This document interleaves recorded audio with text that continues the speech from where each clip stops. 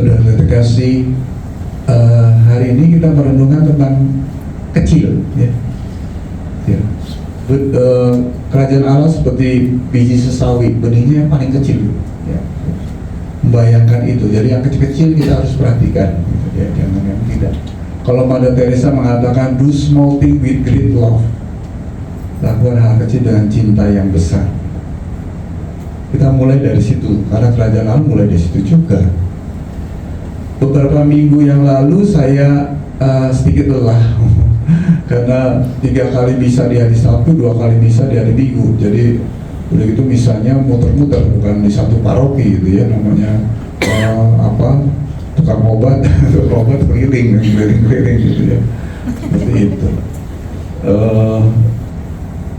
2 kali misa requiem itu saya senang, artinya senang dan artian ya, karena mereka dan orang meninggal bagi saya harus cepat ya ditolong atau diberikan pelayanan lebih utama daripada yang lain. Itu saya senang melayani, tapi pada sampai saat di sana saya sedih banget. Maksud saya melihat orang menangis tuh, ya ampun gitu ya, menangis tuh gak enak rasanya. Ya pastor juga gak enak melihat umat menangis itu, seperti itu. Seperti kita juga ikut sedih ya, apalagi ditinggalkan orang yang dikasihinya, dicintai gitu, gak enak. Rasanya gak enak juga ya gitu. Itu 2 kali lagi, kamu makan sarapan 2 kali yang gak enak, maksud saya sedih ya. Keesokan harinya saya juga ada misa perkawinan. Itu juga ada tangis juga pada saat anak minta doa restu pada orang tuanya, tapi tangisnya mungkin berbeda ya, tangis bahagia itu, tangis begitu. Tapi juga ditinggalkan juga oleh orang yang dikasih, bukan? Dia harus 2 menjadi 1. Laki-laki meninggalkan orang tuanya untuk bersatu dengan istrinya, kan? Meninggalkan juga. Dan kebanyakan para lansia juga ceritanya begitu. Kalau mau saya sekarang tinggal berdua sendiri, ya kesepian pasti ya logikanya. Biasanya kan ramai, ada anak sekarang sudah pindah masing-masing, ada yang luar negeri, ada yang di rumah yang lain dan sebagainya.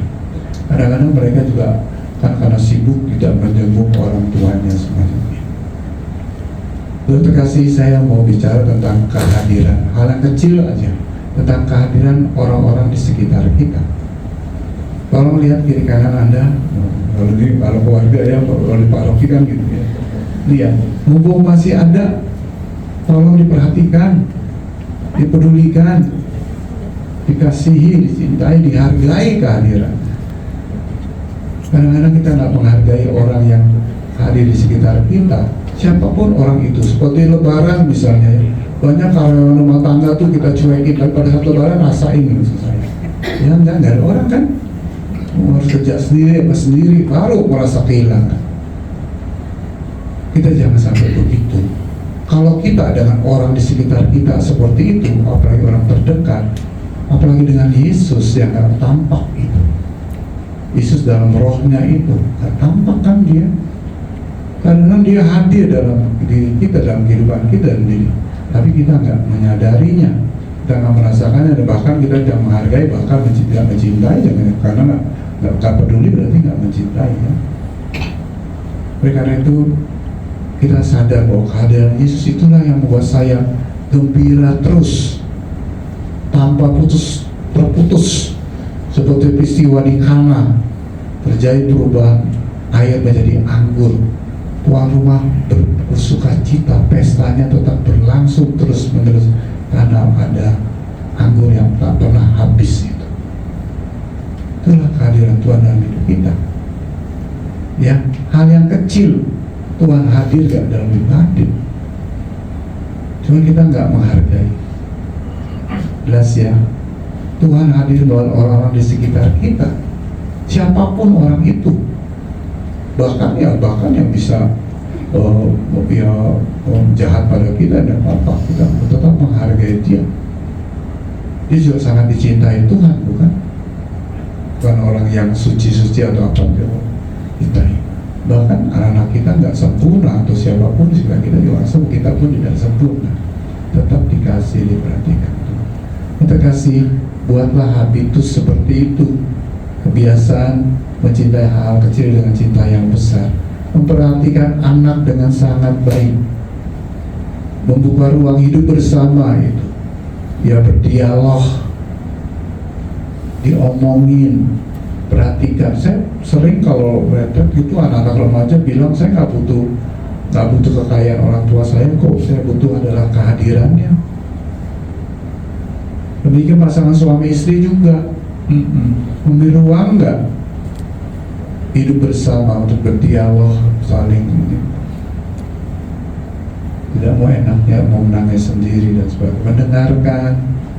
Sedikit kecil-kecil tuh kelihatannya ya. Tapi saya masak kangkung loh ya. Apa tuh kangkung? Atau ya cuek aja. Ya gitulah. Kadang kita ya mencoba memberi appreciate, memberikan penghargaan, menghargai atau berdiskusi. Itu bukan urusan saya, dapur enggak, bukan urusan saya, tapi saya bantu-bantu untuk ngerti ya maksud saya. Itu hal-hal kecil gitu diperhatikan oleh perempuan kan. Tapi laki-laki tidak pernah memperhatikan hal itu.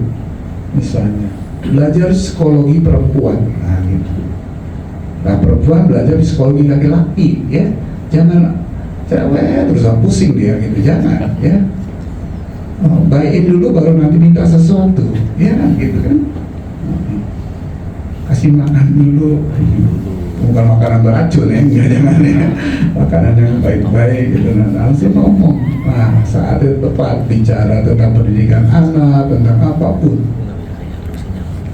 Jelas ya, maksudnya itu bagi saya kehadiran itu penting. Ya disiapkan dengan baik. Pada pulang kerja atau apapun, anak-anak kita, karya rumah tangga kita juga kita perhatikan. Saya kemarin mendengar ada mereka ada sekumpulan karyawan mungkin banyak kali ya. Liburannya ke Bali bro, gila kita aja nggak pernah maksudnya. Ke Bali rame-rame ini keren banget. Tapi maksud itu perhatiannya sampai seperti itu maksudnya. Karena dia sangat tergantung dengan orang-orang yang, ya orang-orang tergantung ya berarti kita harus memberikan juga reward kepada orang-orang yang membantu kita, bukan seperti itu. Jelas ya, jadi siapapun kita sapa, kita hargai, security apa sama.